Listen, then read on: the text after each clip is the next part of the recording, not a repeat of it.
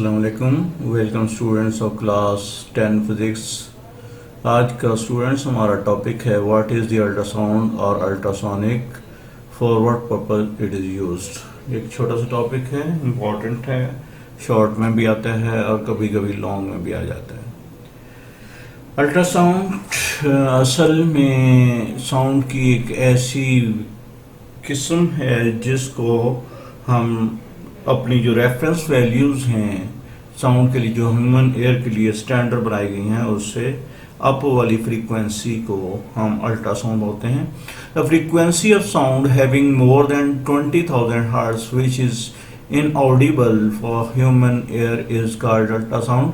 आपको बताया था कि इंसान के कान में अल्लाह ताला ने ऐसी खासियत रखी है, ये जब हम इस साउंड की डेफिनेशन पढ़ रहे थे उस वक्त, कि इंसान का कान 2 लिमिट्स के दौरान ही साउंड को डिटेक्ट कर सकता है, सुन सकता है, ऑब्जर्व कर सकता है।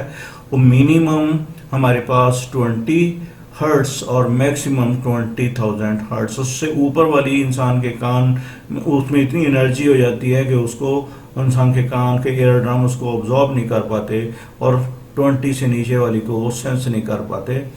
अब इन दोनों लिमिट्स के दरमियान वाली वैल्यूज़ को हम साउंड बोलते हैं। अब इससे अप वाली, जो 20,000 से अप वाली है, जिसकी फ्रीक्वेंसी हो जाए ऐसी वाइब्रेशंस ऑफ ऑब्जेक्ट्स जिसकी वाइब्रेशन 20,000 से अप चली जाए, तो अब उससे जो वेव्स क्रिएट होंगी उनको हम अल्ट्रासाउंड बोलेंगे।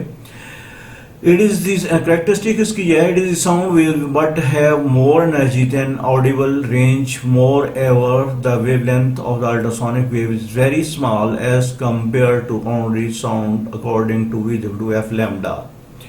वो कहते हैं कि ऐसी तमाम साउंड की वेव्स जो हम किसी भी वाइब्रेटिंग ऑब्जेक्ट से क्रिएट करते हैं, उनकी जैसे ही रेंज 20,000 हर्ट्ज से बढ़ती है तो उनकी फ्रीक्वेंसी, स्पीड ज़्यादा होने की वजह से फ्रीक्वेंसी, अब उनकी फ्रीक्वेंसी जब 20 से बढ़ती है तो उसकी स्पीड बढ़ जाती है। ठीक है, अब जो स्पीड बढ़ती है तो हाफ एम स्क्वायर के अकॉर्डिंग काइनेटिक एनर्जी बहुत ज़्यादा बढ़ जाती है, और ज़्यादा एनर्जी इतनी ज़्यादा होती है कि वो पेनफुल होती है ह्यूमन एयर ड्रम के लिए, कि वो इतनी स्पीड से, इतनी वाइब्रेशन से उसको वाइब्रेट कर देगा कि वो डैमेज हो सकता है। ठीक है, अब ये मतलब मैं इसको दोबारा पढ़ता हूँ। It is sound wave what have more energy, के ऐसी साउंड वेव हैं जिनकी more energy than audible range, कि जो इंसान के कान के काबिल समात हद है उसकी जितनी रेंज होती है, जितनी उसकी एनर्जी होती है, उससे बहुत ज़्यादा इनकी एनर्जी होती है।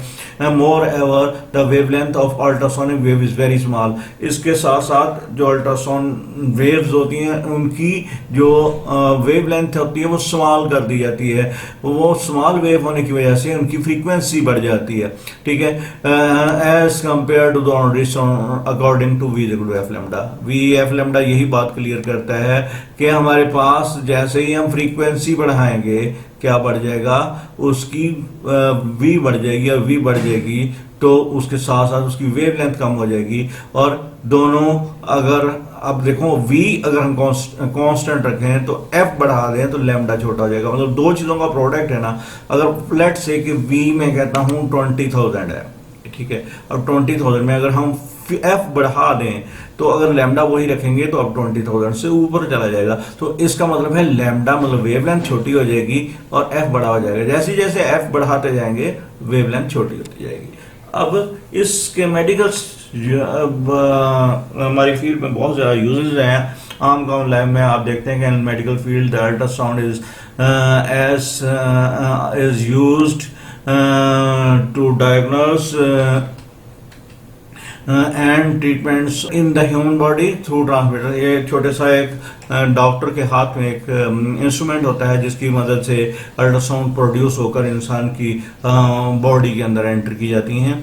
और इंसान की बॉडी के अंदर कोई भी ऑर्गन है या ट्यूमर है या कोई भी मसल में कोई डैमेज है या किसी उसकी बोन में डैमेज है, तो हम उसको अल्ट्रासाउंड को जब उसके अंदर एंटर करते हैं तो अल्ट्रासाउंड उन ऑर्गन से रिफ्लेक्ट बैक होकर वापस आती है और हमें एक इमेज देती है उन ऑर्गन्स की बिल्कुल वैसे ही जैसे कि आम लाइट हमारी आम लाइट के जरिए मुख्तलिफ चीज़ों के ऑब्जेक्ट्स की इमेजेस को देखती है।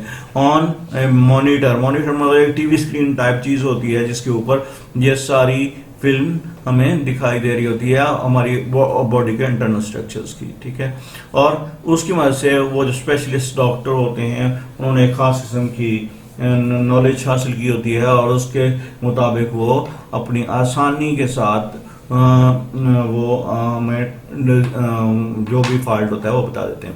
It is also use to get the pictures of thyroid gland, मतलब ये हमारे थायराइड ग्लैंड जो हमारी गर्दन के एंड नीचे होते हैं उनकी एग्जैक्ट जो भी उनके अंदर कोई खराबी वगैरह है उसको हम इससे डिटेक्ट कर सकते हैं। Powerful ultrasound are use to remove the blood clots in the arteries, क्योंकि इनकी एनर्जी बहुत ज़्यादा होती है तो ये बगैर किसी मेजर ऑपरेशन के जो इंसान के खून की नालियां हैं उनके अंदर आने वाली रुकावटों को अल्ट्रासाउंड के जरिए तोड़कर फिर छोटे छोटे पाइप्स के जरिए हम बॉडी से बाहर निकाल लेते हैं। They are also use to detect the things under water, इनका बहुत बड़ा इस्तेमाल एज ए सोनार एक अभी हम पढ़ेंगे मशीन होती है जो अल्ट्रासाउंड की वेव्स की से चलती है और वो समुंदर की गहराई में पानी के अंदर मौजूद चीज़ों को देखने के लिए जस्ट लाइक वैसे ही इस्तेमाल होती है जैसे रडार इन एयरशिप्स को या एरोप्लेन को देखने के लिए इस्तेमाल होता है। अब हम सोनार को पढ़ते हैं। It is a sound navigation and ranging system. The sound wave are sent by transmitter and receiver collect the reflected sound waves. Time lapse time use for reflection and in going to depth, इसे कहते हैं time lapse. के जब हमने sound wave को मतलब ultrasound की लहर को वेव को अंडर वाटर ट्रांसमिट किया और वो वहाँ से चीज़ से टकरा कर जब वापस सोनार मशीन पर आती है तो बिल्कुल वैसे ही जैसे ह्यूमन बॉडी के अंदर अल्ट्रासाउंड एंटर होकर अभी बॉडी के ऑर्गेनिजम्स की तमाम पिक्चर मॉनिटर पर बना देता है, तो जस्ट लाइक ऐसे ही अर्थ के अंडर सी वाटर के जो कुछ भी पिक्चर चीज़ें मौजूद होती हैं उनकी हूबहू पिक्चर हम अल्ट्रासाउंड मॉनिटर पर देख लेते हैं बाय सोनार, ठीक है। इसे कहते हैं ranging. It is sound navigation and ranging system. It is sound navigation and ranging system, sonar उसका एब्रीवेटेड फॉर्म है। अब जो रेंजिंग ये जो हमारे पास अंडर वाटर फॉर एग्जांपल कोई भी शिप है या कोई सबमरीन है या कोई फिश है या कोई बड़ा अंडर वाटर जो भी कोई जानवर होता है उसको देखने के लिए हम इन रेंजिंग मैकेनिज्म को इस्तेमाल करते हैं और उससे हम उसका साइज, उसके ऑब्जेक्ट की लोकेशन, उसकी डेप्थ सब सारी चीज़ जान लेते हैं। Cracks appear in the interior of the moving parts of the high speed heavy machine such as turbine. और इस तरह हम जो मशीनरी हैं फॉर एग्जांपल बड़ी टर्बाइंस हैं, टर्बाइंस उन मशीन को कहते हैं जो बिजली वगैरह पैदा करती हैं। इंजन्स आप वाकिफ हैं और ships and aeroplanes due to excessive use. अब बहुत सारी ऐसी मशीनरी जो बहुत ज़्यादा कसरत इस्तेमाल से उसमें कुछ नुकसान वो टूट फूट का अमल शुरू हो जाता है, तो इन टूट फूट के अमल को देखने के लिए हम अल्ट्रासाउंड की वेव को उस मशीन के पार्टिकुलर पॉइंट पर फेंकते हैं और जब वो रिफ्लेक्ट बैकर आती है तो हमें माइनर से माइनर क्रैक भी उस मशीन के अंदर जो पड़ा होता है वो नज़र आ जाता है। इसके अगर हम इससे ना देखें तो हमें वो मशीन या इंजन को मुकम्मल खोल कर देखना पड़ता है। हम बगैर खोले उसकी डिज़ायर्ड टॉपिक जाकर अल्ट्रासाउंड मशीन पाइप के ज़रिए हम उसका पूरा विजुअल इफेक्ट ले सकते हैं और वो जब इफेक्ट लेंगे तो उसके अंदर जो जो स्पेशलाइज्ड इंजीनियर होता है उस काम का माहर वो उस चीज़ को आसानी से ऑब्जर्व कर लेता है कि किस जगह पर कौन सा फॉल्ट है और कौन सा स्पेयर पार्ट हमने चेंज करना है, ठीक है। इसी तरह हम बहुत ज़्यादा कॉस्ट से बच जाते हैं, और क्रैक्स और फ्लॉज जो आते हैं इन मशीन्स के अंदर, क्योंकि चलने के बाद मशीन में अक्सर फ्रिक्शन की वजह से ऐसा गड़बड़ हो जाती है, तो उन चीज़ों को सिर्फ कम कॉस्ट से आसानी से रिपेयर करने के लिए और उनको डिटेक्ट करने के लिए हम ये सोनार नेविगेशन सिस्टम या अल्ट्रासाउंड यूज करते हैं। The comparison of the ultrasonic waves reflected from cracks and from the surface of those parts can give a clue of the existence of the cracks.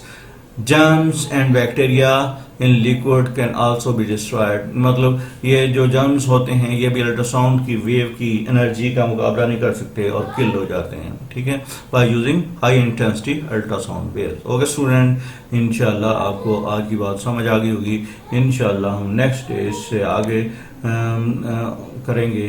अस्सलाम वालेकुम वरहमतुल्लाह।